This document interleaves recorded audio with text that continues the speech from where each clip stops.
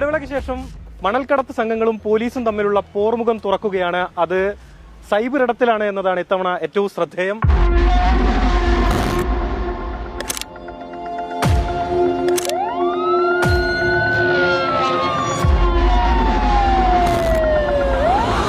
ഇവിടെ 10-50ഓളം സംഘങ്ങൾ ഇതിന്റെ പിറകിൽ പ്രവർത്തിക്കുന്നതായിട്ടാണ് നമുക്ക് അന്വേഷണങ്ങളിൽ നിന്ന് വ്യക്തമായിട്ടുള്ളത്.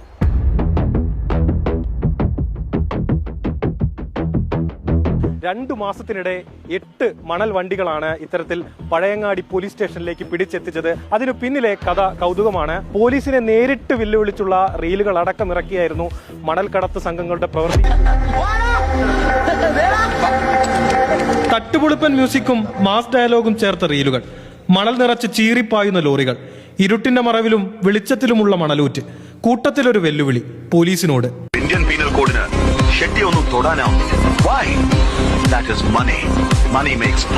തൊട്ടു പിന്നാലെയാണ് പോലീസ് ശക്തമായ നടപടിയുമായി മുന്നോട്ട് പോകുന്നത്. ആ നടപടികൾ ഉൾക്കൊള്ളിച്ചുള്ള ഒരു വീഡിയോയും പോലീസ് പുറത്തിറക്കുകയാണ്. മിടുക്കന്മാരാകുമ്പോൾ നമ്മൾ മിടുമിടുക്കന്മാരാണ്ടേ, നല്ല പിടിക്കാൻ പറ്റും.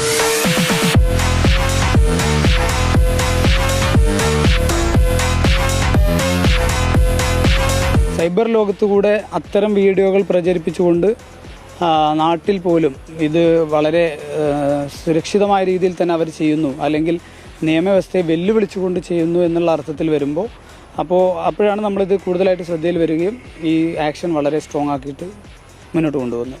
ഇരുട്ടിന്റെ മറവിൽ പ്രാദേശിക രാഷ്ട്രീയ പിന്തുണയുള്ള മണൽക്കടത്ത്, പലപ്പോഴും നിഷ്ക്രിയരാകുന്ന പോലീസിനെ മണൽ മാഫിയ വെല്ലുവിളിക്കുന്നതും നിത്യസംഭവം. വൈകിയെങ്കിലും നടപടിയും റീലായി മറുപടിയുമിട്ട പോലീസിന് കൈയടിക്കുന്നുണ്ട് ഒരു വിഭാഗം. ഏഷ്യാനെറ്റ് ന്യൂസ്, കണ്ണൂർ.